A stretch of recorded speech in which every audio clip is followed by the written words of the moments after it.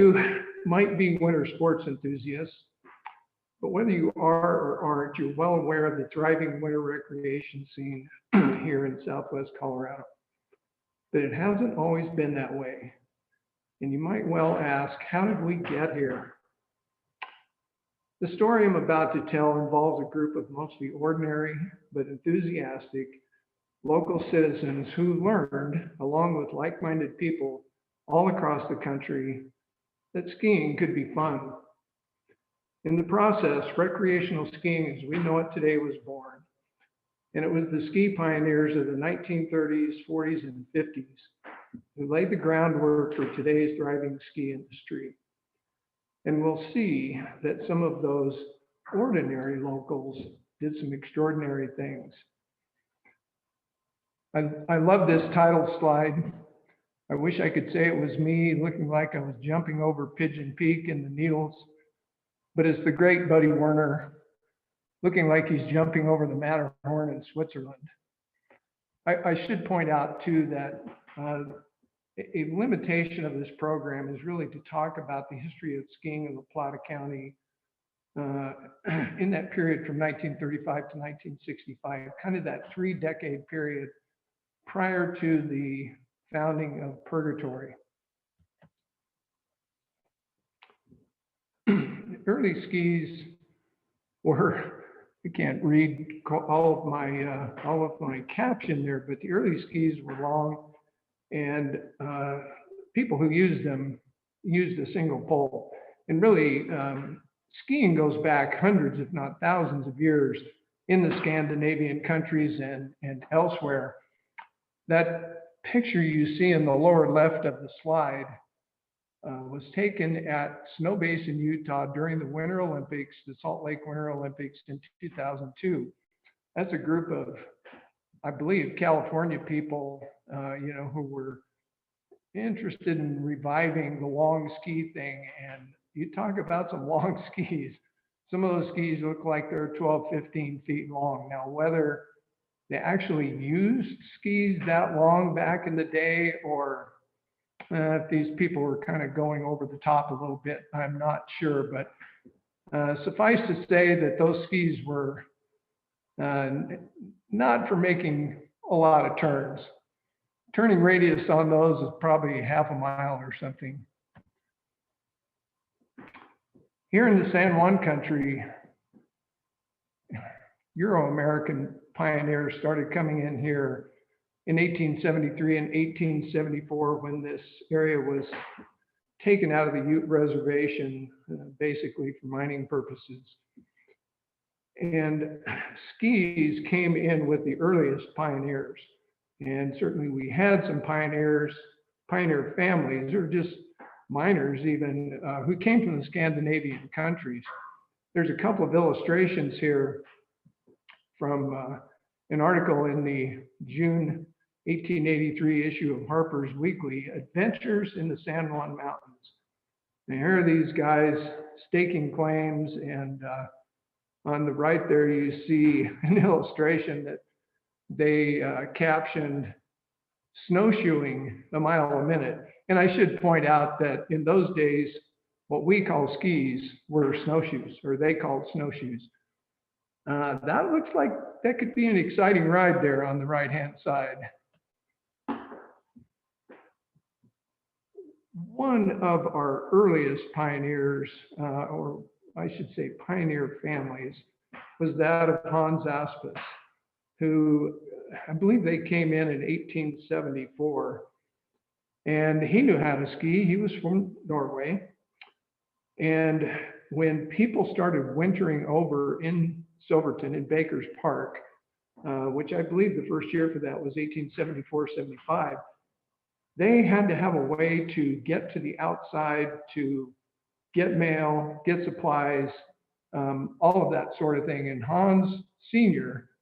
was one of those skiers, snowshoers, who made the trek from Silverton over what we know as Stony Pass to Del Norte, which would have been the first or the closest place for them to get supplies and mail and that sort of thing. And there you see the illustration not only long skis, but the single pole technique. There's a photo of Hans Auspis Jr. I can brag a little bit and say that he's one of my shirt tail relatives. I have a lot of those around here. And interestingly, the Animas Museum is part of its ski collection, which is fairly extensive. There's a pair of Ralph Aspis' skis that he used on the Aspis family ranch out on the La Plata River, just south of the old Fort Lewis. And Ralph was Hans Jr.'s brother. There's 3 photos in the museum's collections of different people on long skis, all using the single pole technique. I don't really know the location of 2 of those, but the photo in the lower left was taken in La Plata Canyon, up in the mining area. It's kind of the Lewis Creek drainage that you can see in the background. Here's a great photo of, I say recreational skiing as we know it started here in the 1930s, but here's a group of people recreating on skis in the 1920s. It's Fred and Marguerite Clark and some of their friends. Fred and Marguerite were the parents of Jackson Clark Sr., who started the Toatin Gallery, and his son, Jackson Clark Jr., still operates it today. But Fred Clark's on the far left. Marguerite is the one who's peeking around the man there. She's the second from the right. They're skiing on those glacial moraines up here in Animas City. I live on one of those moraines, so they're probably not very far away from where I live. And that's Animas Mountain in the background. And if you look carefully, or maybe it's just out of view on the left, is the old Animas City School.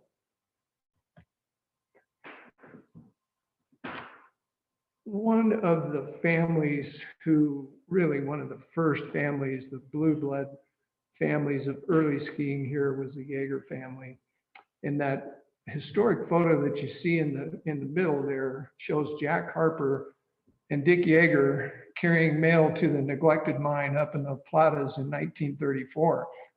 Interesting that Harper's using the single pole technique and Dick Yeager is using, more traditional poles that we think of today.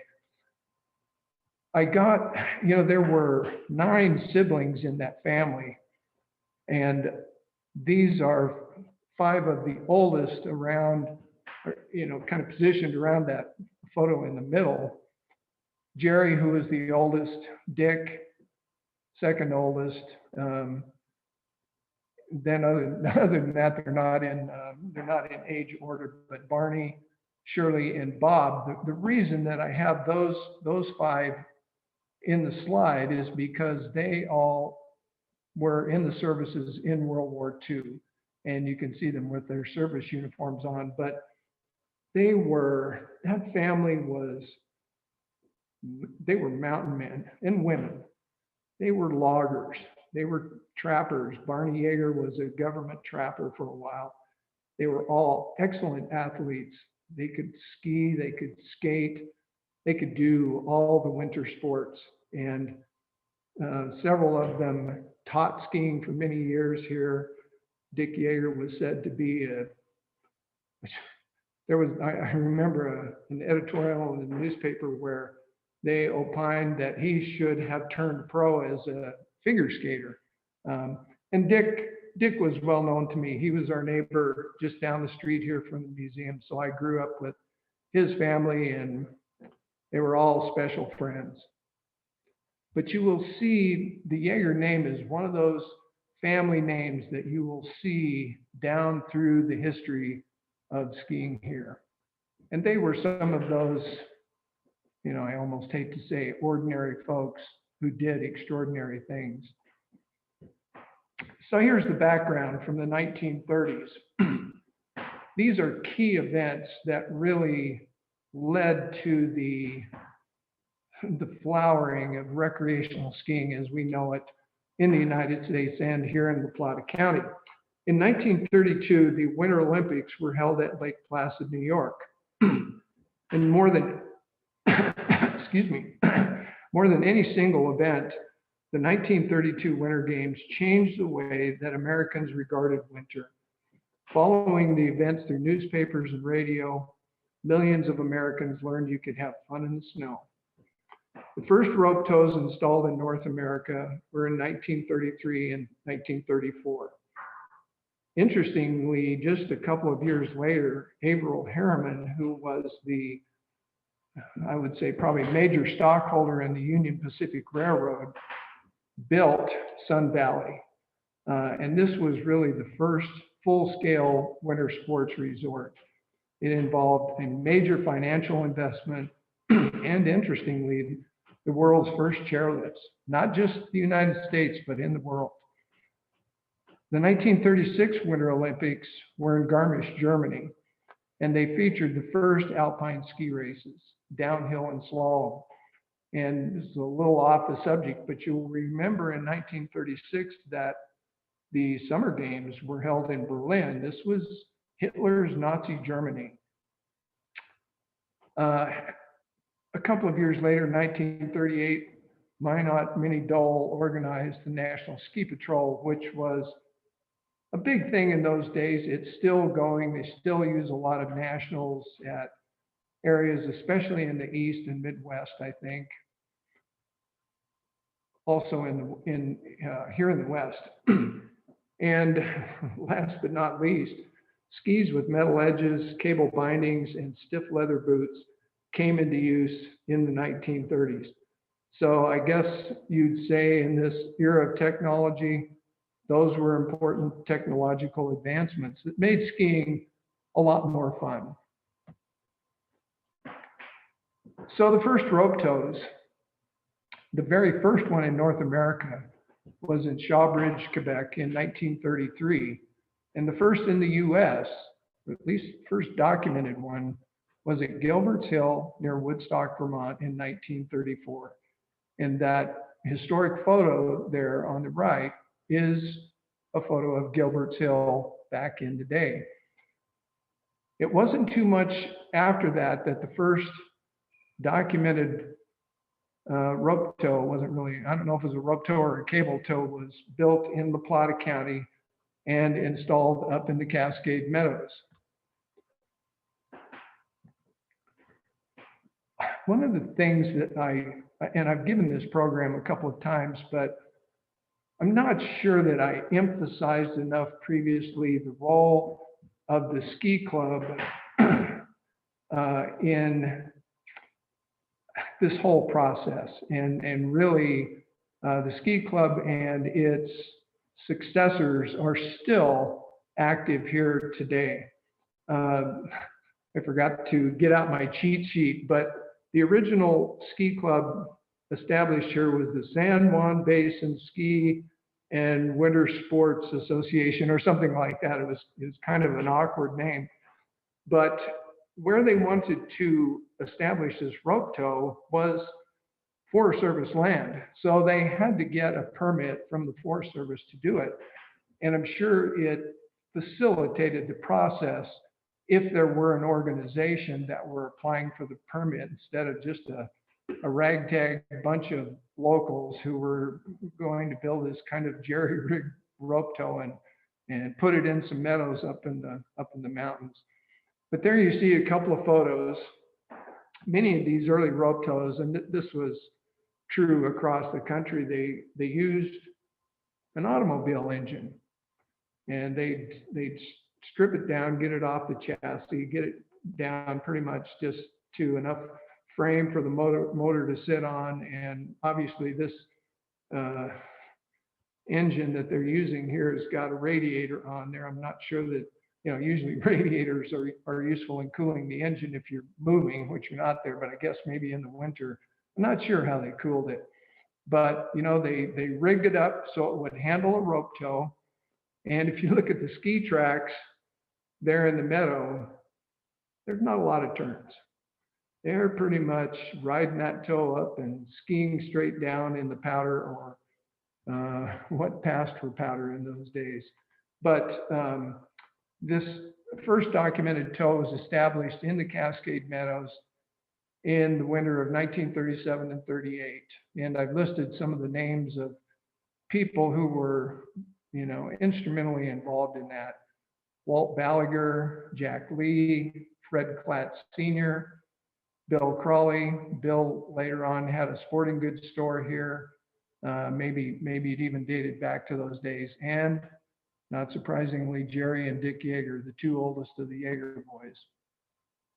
So here's a slide that shows you the approximate location of the rope tow and Cascade Meadows. And for reference, you can see in the lower right of the photo the entrance to Purgatory there. So you're looking basically north, maybe a little bit northwest. The clear advantage to setting the rope tow up in the Cascade Meadows is the fact that it was open. They didn't have to clear the slopes or anything like that. They had open areas to ski. The disadvantage for me looking at the image and having been up and walked that terrain is that it's largely south facing, or at best southeast facing, which means it's sun exposed.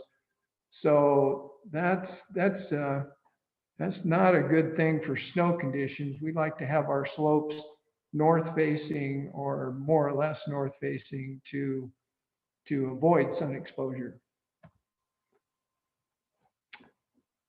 Many of these slides of the Cascade Meadow Tow and their little warming hut and all those facilities came to the museum from Bob Balaguer, who at the time he donated, and he's deceased now, but at the time he donated the images in the early 2010s, he was about 90 years old. And I've got a good photo of him in here, but all of these images came from Bob. So I don't know if his father Walt was taking the images. I don't see him in any of these photos, so that's the presumption.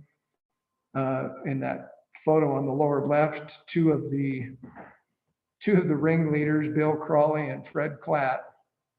And you can also pick them out in the other image there. That image in the upper left looks east toward Spud Mountain and the West Needles. And got a couple more photos of the warming hut they built. It's a log structure. I'd bet dollars to donuts that the Yeagers built that. They were loggers, they were carpenters, they were builders. It's got their fingerprint all over it. Obviously, they built it with the open side to the south so that the sun would shine in there and warm them up a little bit. Looks like they grabbed a couple of old couches or maybe an old car seat, had some places to sit, probably had a little fire pit in there to warm themselves up. That image in the upper left also shows some women participated, not surprisingly, and it shows their toboggan. I could have gone back, and let me go back here a couple of, if I can get the computer to think with me here. I'm trying to go back. There we go. Remember back in the late 30s that the highway to Silverton had not been rerouted over Coal Bank Pass. The highway at that time went over the Lime Creek Road, which if you drive that now, you'd be pretty amazed to think that that was the highway, because it is one of the roughest roads you can drive around here. But there's a highway camp. Today, if you go past Purgatory, past Cascade Village, and around the big hairpin turn and start up Coal Bank Pass, directly on your left is the highway camp. And it's straight across from where the old Lime Creek Road takes off from the highway. Well, the highway camp is where all these people had to park and hike up to where the tow was. And it was a pretty good little hike and a pretty steep little hill. So they would, obviously had their toboggan to haul their supplies and stuff up there. The tow, of course, was in place, but needless to say, they had to go to some trouble, and it was a little bit of a pain in the neck to get up there. And then I can imagine that the going back down could have been a little bit dicey too, because it's a little bit of a steep hill. advance back to where I was. So after 2 years of having the tow at Cascade Meadows, all of these problems, and I'm sure the snow conditions were a problem too, in as much as that was mostly south or east facing. They decided to move the tow down to what they called Lechner Field. The Lechner family owned a lot of property up there, had a lot of ranches, so I imagine this was part of the ranch of one of the Lechners. Later on, it was called Chipmunk Hill, and that's what we knew it as when I was a kid. And we actually used to toboggan there and things like that. Looking at this photo in the lower left, and to kind of orient you, you're obviously looking up the slope. You're looking basically west toward the Hermosa Cliffs. You can see the cars parked all along the highway up there. And really, that's the biggest reason why Chipmunk Hill, as we called it, went out of use, because the highway department got to the point where they no longer would allow cars to park along the highway there. It was also private property, so that probably presented a little bit of a liability problem. And anyway, so multiple reasons, but Lechner Field or Chipmunk Hill was the site of the ski club's rope tow for quite a few years. And again, you can see the apparatus that they set up with the old car engine. A couple of things come to mind here. In the first place, it occurred to me that the Lechner Field location was different in that where you parked, you had the first thing you did was you ski down to the bottom of the tow. Usually you would park and you would be at the bottom and you'd ride the tow up. But so that presented a problem for somebody, because the last man out had to shut the engine off and hike out of there. I think the most notable thing about that image to me, though, is the prominent figure you see in the kind of the right center of the photo, and that's Dick Yeager. Look at that athletic stance with the knees bent. Guy was a great skier, and actually in 1940, they decided to have some ski races, and they had slalom, they had downhill, and they had ski jumping. And men, women, and children all participated, in their respective groups, gender and age groups. Well, Dick Yeager was always at or near the top of the results list for all of those events. The other interesting thing about that image, and that image of him, is you can see a patch on his ski jacket on his right arm. The ski club had these emblems made. And I'm not totally sure what the purpose was. I think it was basically, an honorary thing, a nominal thing. I don't think it was a fundraising thing. And really, for the ski club, fundraising was not a big thing for them early on. Later on, it became much more of an emphasis, especially when they had to buy a new rope tow after World War II, when they were trying to get money together to take trips. And more importantly, I think, once the junior racing programs got started here, the ski club was in place to raise money to support those junior racing programs, enable them to take trips, enable them to go to the junior nationals. So that there are good descriptions of what those patches, those emblem patches were like. There were at least 2 different ones that they produced, and I believe actually 3. I've never seen one. I'd love to have one of those early patches, and if I had it, I'd donate it to the Animas Museum. But then in the upper photo there, you see Walt and Bob Balaguer. Walt on the left and Bob on the right. And they're parked there on the highway, or on the side of the highway at Lechner Field.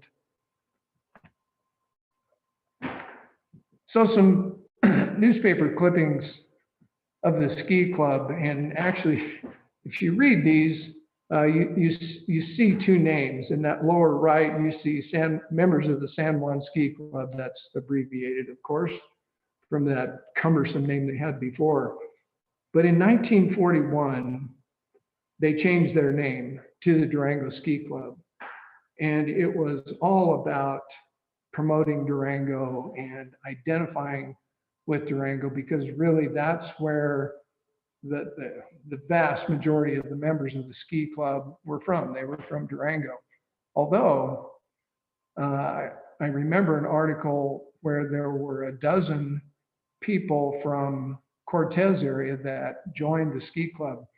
And originally, you didn't even have to pay dues to join the ski club.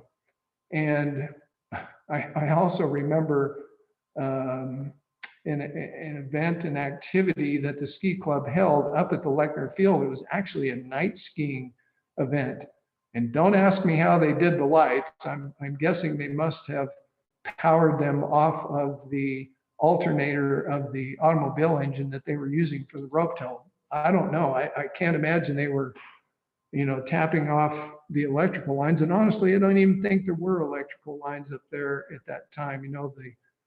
The Rural Electric Association here, La Plata Electric, or whatever its name was in those days, I don't believe had strong power lines that far into the rural area. So they must have powered the lights off of the automobile engine. You got to love some of the names of the movies that they showed, probably in the preseason there. Ski Girl, Ski Bird, Spills for Thrills, Oh Say, Can You Ski? And the newspaper carried a column on skiing called Ski Chatter. And so there's some interesting columns like that too that you can read. There's some more news clippings there. Again, the San Juan Ski Club became the Durango Ski Club in 1941. Unfortunately, as we know, Pearl Harbor was bombed on December 7th of that year, and World War II seriously interrupted all the fun that these people were having. Many of the men who were instrumental in the ski club went off to the war. You saw those photos of some of the Jaegers, not only the men, but I believe that was Phyllis that was in that photo, who was a member of the Blacks.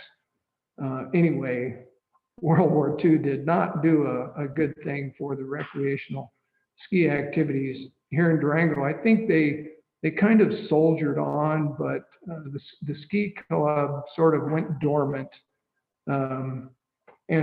but was reorganized after World War II. And even in the 60s, you see my old Durango Ski Club membership card. They were still going strong at that time. So after the war, rope tows started springing up all over the place around here. Here you see a couple of images of the little rope tow that was set up at the top of Mancus Hill. And in that lower left image, there's a sign there which you probably can't read, but I've quoted. It says Mancus Hill Winter Sports Area, Montezuma National Forest. And that's back in the days when the Montezuma National Forest and San Juan National Forest were two different forests, but Montezuma National Forest now is part of the San Juan National Forest. And that Mancus Ski Hill operated between 1947 and the late 1950s. Another place where there was a rope tow was up at the Columbine Guest Ranch. The old Columbine Guest Ranch was just south of Purgatory Ski Area, maybe a mile on the east side of the highway. Jackson Clark Sr., in his Owl and Monument Canyon, telling his stories, wrote in one of his stories that in 1946, or really just years after World War II, Durango didn't have much of a tourism industry, even in the summer, and especially not in the winter. So a guest ranch like this, they were trying to figure out a way to generate a little business in the winter. So they, excuse me, they installed a rope tow on a little slope, kind of behind where the lodge was and all that sort of thing. And they put these ads in the newspapers. And if you read it carefully, like this one, it says, for special instructions in skiing, call Dick Yeager. I found another ad that said that Barney and his younger brother Harley were available for instruction. And that image on the right shows Pat, who was the youngest of the Yeagers, and Harley, who was the next youngest of the Yeagers.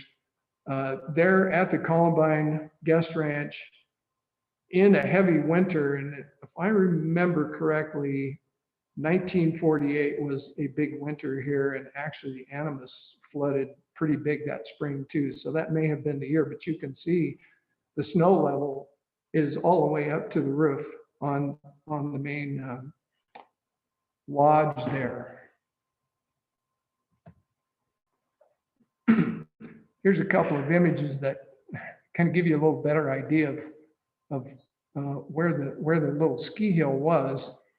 In the upper left and kind of in the lower left of the upper left photo, you can see the lodge buildings and the little,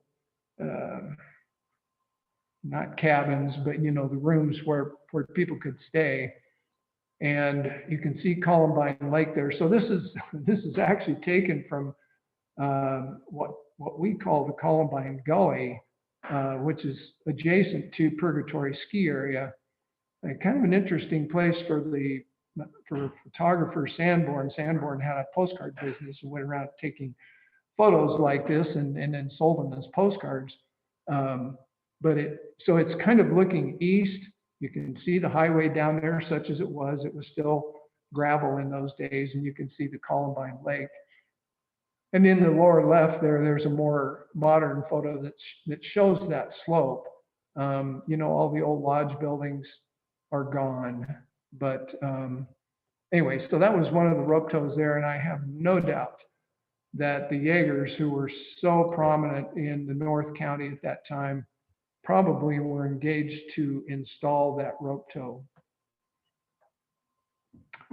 And again, the highway wasn't rerouted over Coal Bank Pass until after World War II, but there was the old Mill Creek Lodge, which was on the Lime Creek Road, right about where Mill Creek crosses the highway. And that looks like a busy day after some skiing up in the North County. The ski club continued to have their rope tow in various locations, kind of up in that North County area. And then the Yeagers, of course,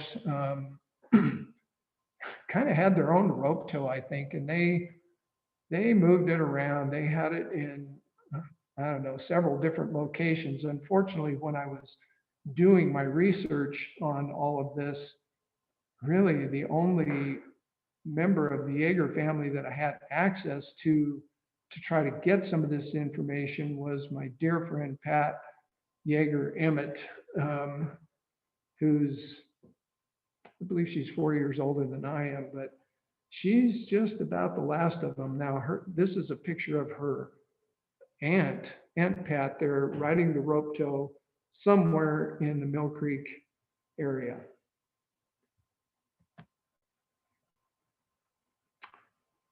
One of the places that the ski club after World War II installed their rope tow was in what we call the Jarvis Meadows, which is the current location of Cascade Village. So this is a historic photo I took before Cascade Village was built. When was that? The late 70s or early 80s.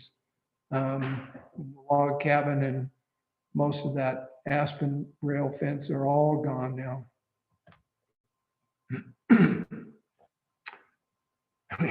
The Yeagers crop up again, and this little ski hill is called, at least by some, Cowboy Hill on these quote unquote Jaeger Ranch. One source states that this was Barney Yeager's, quote, last gypsy tow site, abandoned when the rope was stolen 3 times. But there's still the remains of, the bottom terminal of their old rope tow. And this location, if you're driving west of Durango toward Cortez, you go past the Big Antler Arch and work your way up, and then you go around a pretty big right-hand turn that kind of starts you up Hesper's Hill. While this location is just down off to the right, it's really impossible to see if you're going west. It's pretty hard to see if you're coming back east toward Durango, but if you really want to see the thing, you got to pull off the highway and peer over the edge to see that.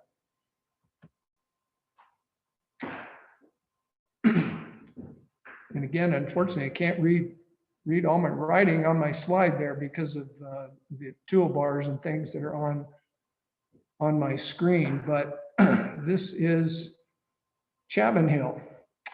Chapman Hill, which wasn't originally called Chapman Hill, it was simply 3rd Avenue because it was located on the extension of 3rd Avenue before it turns into Florida Road.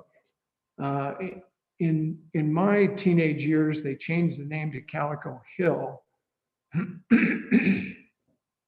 And later on named for Colton Chapman, and I'll talk about him in a minute. But to me, the whole Chapman Hill thing is such an important theme in all of this.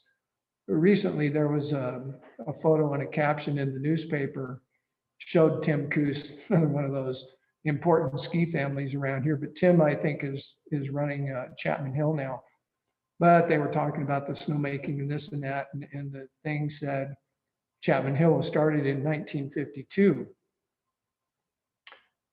Chapman Hill was started in 1939.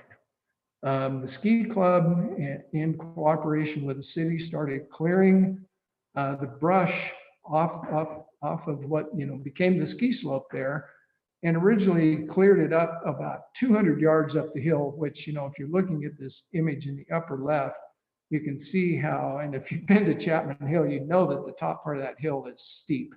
And of course it transitions, transitions down to a much gentler slope.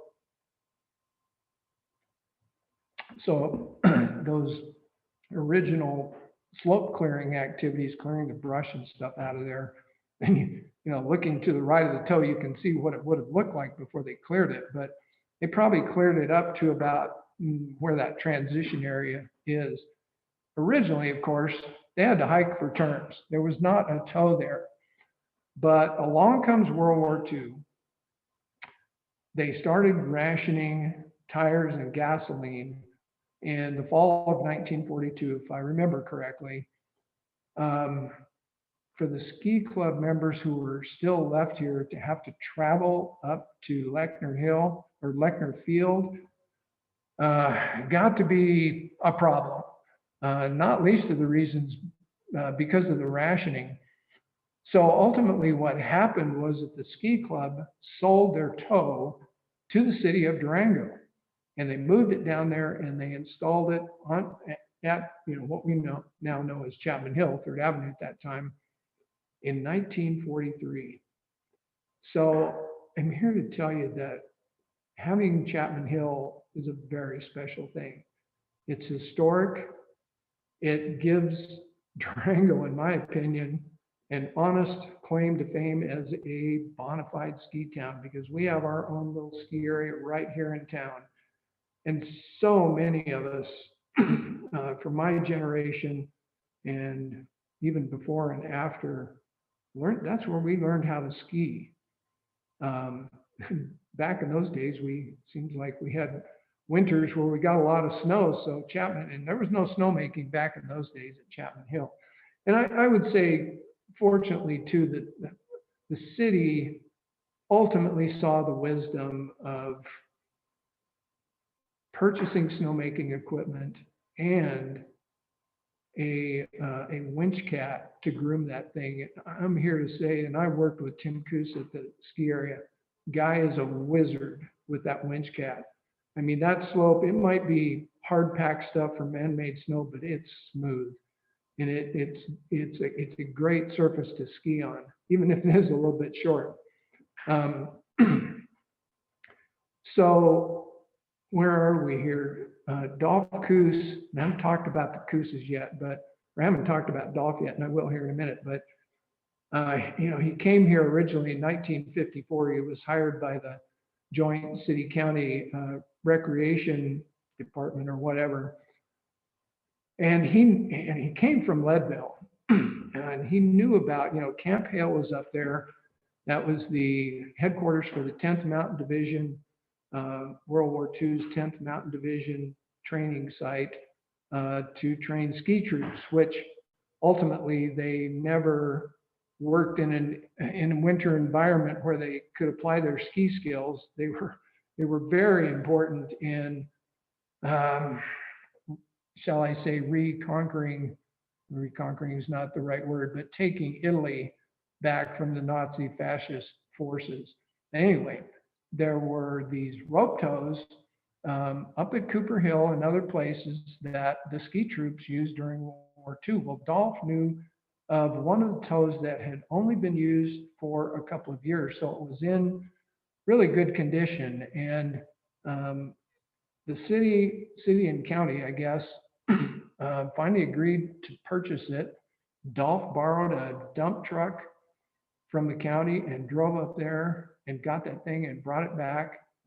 And as far as I know, the rope tow engine or the rope tow motor from that tow is the one that's still there all these many years later. And so Chapman Hill really has served skiers since 1939, which makes that 82 years now. Many of us may live to see the 100th anniversary of Chapman Hill. What a special place it is. So there's Colton Chapman. He and his son built the warming hut there at Chapman Hill. So they called it the Chapman House, I believe. I can't read all my caption here, but the city a number of years ago looked at tearing that down, and when I was on the city's historic preservation board, we, especially me, objected vociferously to tearing that, what I consider to be a very historic structure, down. But Colton Chapman, really one of those pioneers who really led the effort in the early recreational skiing industry here. A few images, historic images from Chapman Hill when they used to have the big winter ski carnival. And if memory serves correctly, we got all these images from Dolph Coos, who donated an album and a number of other photos and things to the museum's collections. And you can see in the upper left a torchlight parade, all the cars parked down there, fireworks on the right, little ski jumping contest for the kids in that lower photo. Dolph Coos coming to Durango was a watershed event in the history of recreational skiing here. Of course, came from a skiing background, got that early tow in 1955. It was installed late in the fall in 1955. They also got the junior racing program going, which at that time was primarily Nordic, in other words, cross-country skiing. And there you see in the upper left a photo of the first Nordic team that Dolph coached here. And you look at the family names, Rowe, Seaborn, Edwards, Griffith, Wyatt, I don't know that name very well. Greg Thompson, who was a colleague of mine up at the University of Utah in the history business, Dale, and Mattis. And I haven't talked about the Mattises too much, but twin brothers, Arvo and Willow, were instrumental in the early history of the ski club and all of the recreational activities here in the Plata County. They had moved here from Telluride, gosh, back in the 20s or 30s. I don't remember when, but the Mattises then and even later on were very prominent names in the whole ski industry and the ski competition business here. The very first junior national competition, United States Ski Association, was in 1956, and Durango sent two representatives, Gordon Rowe and Larry Edwards, to that competition. So, ordinary people doing extraordinary things. Here are some, kind of top level examples in listing these things. I didn't even list junior nationals. I mean, we've had so many competitors go to the junior nationals and do well. Excuse me. On the left there, you can see that first category, Winter Olympics, cross-country skiing. The first bunch of names, Durango natives. Mike Elliott, whose dad was, involved in all those early ski club activities, went to 3 Winter Olympics, 64, 68, and 72. Clark Mattis, there's the Mattis name again. Clark was a son of Arvo. He went to the Olympics in 1972. Ronnie Yeager, son of Barney Yeager, made both the 1972 and 1976 cross-country Olympic teams. Mary Lee Atkins, who I think was probably in the same high school class as Ronnie Yeager, or maybe 1 year off. She was an alternate in 1972, a terrific athlete.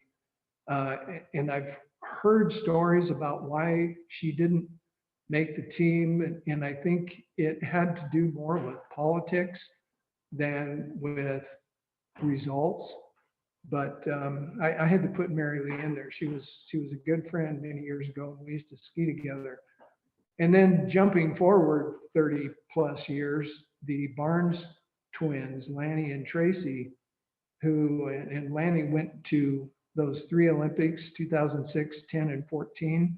Tracy went in 2006 and 2014. And as I recall, I don't remember the whole story, but Tracy gave up her spot on the team for her sister Lanny.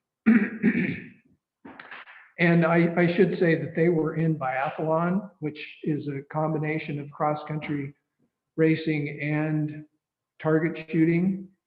Down below that, from the Fort Lewis College ski team, which got started in the mid-1960s. Dolph Coos was recruited as the coach. He had already done some coaching for the Olympic team in 1964, I believe.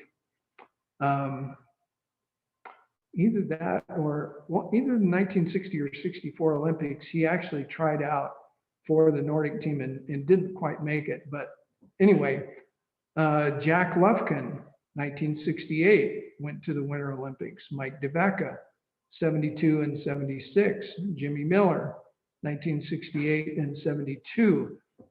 Those were the years that I was at Fort Lewis College, and I knew all of those guys pretty well. And they're all in that 1966 photo of the Fort Lewis ski team, except Jimmy Miller is not in that photo. It's from 66 though, so it's probably a little before his time. On that right list, NCAA Division I skiing champions, Durango natives, Mike Elliott, cross country. I can't see all the years there, but 65, 66 at least. I hope you can see them. Clark Mattis, cross country. Jack Turner, Nordic combined. Nordic combined is cross country and jumping. And from the Fort Lewis ski team, Barney Pete won the Division I NCAA downhill championship in 1968. The only Alpine champion that we had from around here. most of them were cross country, and due in no small part to Dolph's influence and his coaching, because he was primarily a Nordic guy. Hesperus played an important role in those years, the 50s and 60s, and still going as a ski area. It got its start in 1955 when Don Demarest and Sandy Scott installed a rope tow there, and I believe Scott owned that property. And then the Hare brothers from Bloomfield, New Mexico, assumed ownership and constructed a T-bar there about 1960. And you can see the Hare brothers on the left. And both the Durango High School and Fort Lewis College ski teams used to train at Hesperus because it was close to Durango. And this was, at least for the high school, it was at a time, well, I shouldn't say that, because the high school program got going about the time that Purgatory was established, but much closer proximity. They also had lights. So we would go out there on the bus in the afternoons and train at Hesperus. And I couldn't resist getting my own mug in there, but there's a photo of my brother and my cousin Richard Holgate and me at Hesperus back in the 1960s. Some of the other places, Kendall Mountain got started at Silverton, and I believe it's still going. Wolf Creek Pass, I didn't talk about that too much, but I believe the first rope tow, well, the first winter that Wolf Creek Pass stayed open, and this is a hard concept for us to realize, but the first winter that pass was maintained and kept open during the winter was 1938, I believe. And about that time, they established a rope tow. Somebody established a rope tow up there. And then the ski area was moved to its current location in 1955. So Wolf Creek has got a long and, a long history here in recreational skiing. So all of this is building up to the development of major ski resorts in Colorado and really elsewhere. And so I thought I'd just put a list there. Breckenridge in 1961, Vail 1962, Crested Butte in 62, Steamboat, I can't see the year there, but 63 maybe. Purgatory 1965, Powderhorn up by Grand Junction 66, Snowmass at Aspen 67, Keystone in 1970, Telluride in 1972, and Copper Mountain also in 1972. Purgatory got started in 1965. Maybe how am I running on time here? I'm about to the end, so I'll go ahead and tell the story that, Ray Duncan, who was in the oil business, and he lived here in Durango, but he was really interested in two things. He was very interested in skiing, and especially in junior ski racing programs for the kids. And he had his own kids here. And again, the real emphasis in those days was on Nordic ski racing in Durango, but he was interested in helping to develop an alpine team as well. Chet Anderson had moved down here from Steamboat Springs area. He's a Steamboat Springs native and worked for the Forest Service. And during the early 60s, and this is at a time that the Forest Service is trying to develop and promote ski areas on the forest property. So Chet had been gathering data around here about, snowfall and a lot of other key things in terms of, good locations for major ski areas. So they, and Chet was a skier, probably a competitive skier in his early years. So he was tapped to be the coach for the junior racer alpine kids. So he and Ray took a station wagon full of kids up to Aspen or Crested Butte, I don't remember where. And my dear friend Mary Jane Mattis won the girls, or at least her age group in the girls. And so they did pretty well, but they're coming back in the station wagon. And Ray goes, geez, isn't it too bad we don't have a better hill for the kids to train on than what we have? And Chet says, I know of such a place. And that was a little premature, but ultimately it led to those two developing Purgatory ski area.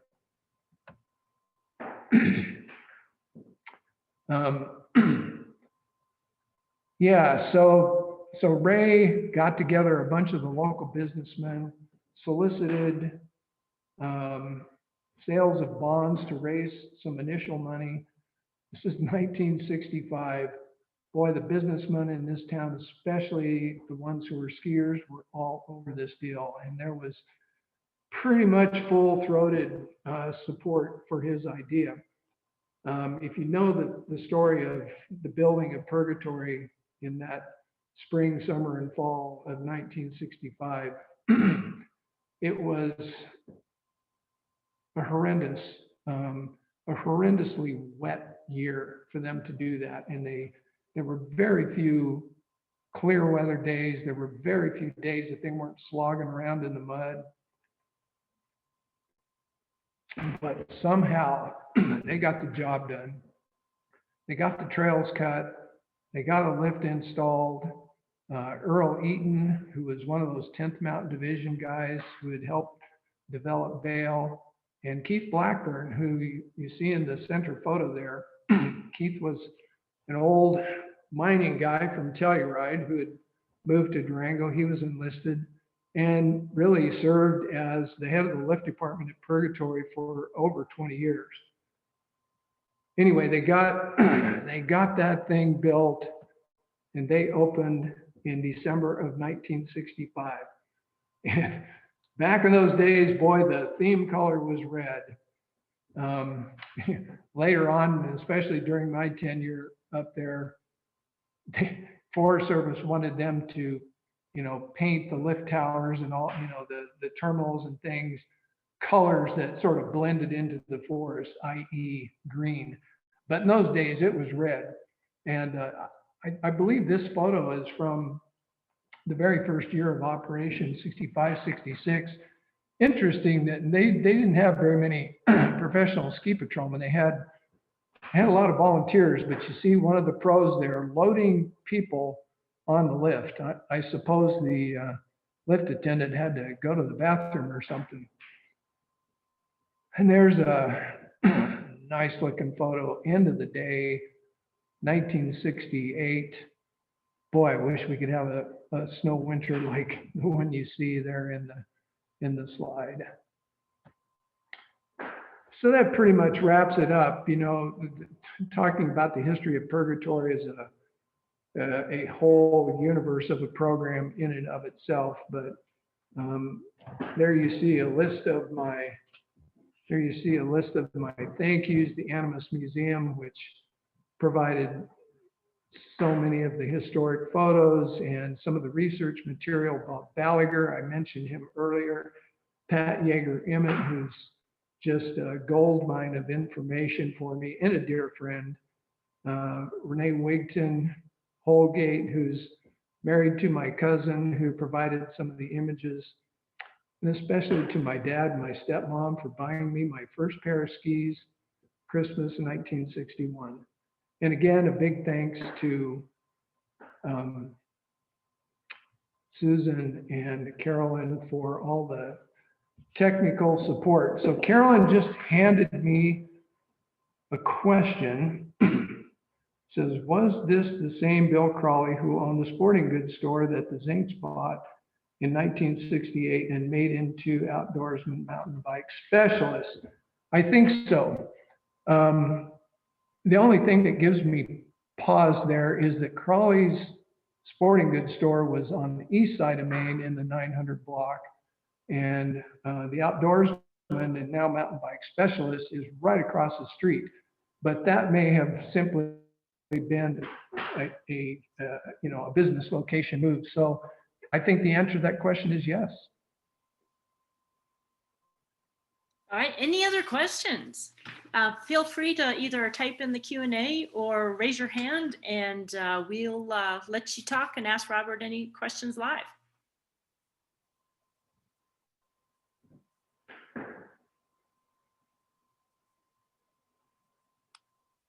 I guess I didn't leave them wondering. We got all kinds of good stuff answered. Okay. So if there are no other questions, I want to thank Robert and thank all of you for joining us today and supporting the museum while we're struggling through these crazy times. Please follow our website, animusmuseum.org. We're on Facebook. We've got a Facebook page you can get to from our website, and we send out periodic e-blasts for further webinar and online programs. The next second Saturday seminar will be held on February 13th, and we will be looking at the history of Valentine's Day and some of the Durango institutions that provided critical things like flowers and chocolate for Valentine's Day celebration. And then in March, our seminar will be our program, Madam versus Madame, comparing and contrasting the stories of Durango women, Bessie Rivers and Hattie Mashburn. So we're still working on a line of seminars. If you do have any questions, any requests or ideas, send us an email at info@animusmuseum.org. And if there are no other questions, I do have one, Susan. Where is it? I have a question here. And it is, how did they groom the early slopes, or what were the early grooming techniques? Well, if you're talking about 30s, 40s, back in there, probably wasn't much grooming. If there was, it likely would have been simply by ski packing. Later on at the big ski areas, if you know a little history of Winter Park, there was a guy who invented the so-called Bradley Packer, which was a big wheeled device that had like slats on it. And it was, dare I use the term, towed downhill by like a ski patrolman. Can't imagine that they used it on very steep slopes, but it was basically like a roller that the cats used to drive, snow cats used to drag behind them to pack. And early slopes, I don't know, I guess define early. Early in my career, the only cats we had at Purgatory were not Thicals, but Tuckers. And they drag one roller behind them that was kind of like the roller sort of had a corrugated metal surface, and so it would pack down the snow. As far as the steep runs, we ski packed them, and we did an awful lot of ski packing. The ski patrol and the trail maintenance department did an awful lot of ski packing on the steeps. That was the only way that the steep runs got packed. And actually, we developed a technique where we would start by synchro skiing the steeps. In other words, the first guy would set a set of tracks, and then everybody subsequently would ski parallel to that, a couple of feet away. So we would cut it up, take the air out of it, so to speak, and then we would go back and ski pack that. That really didn't change until winch cats were invented. And now, of course, the ski patrol, there is no trail maintenance department up there other than the cat drivers. And the ski patrol does very little ski packing. They need to do some brushing up there right now, honestly, because the brush grows in the summertime. They need to get the clippers out and clip some of that stuff. But they just don't do very much trail maintenance like that by hand anymore. Most of it's done with snowcats. So I think that must be the last of the questions. That looks like it. So again, thank you, everybody. And hopefully we'll see you next month. Thanks, everybody.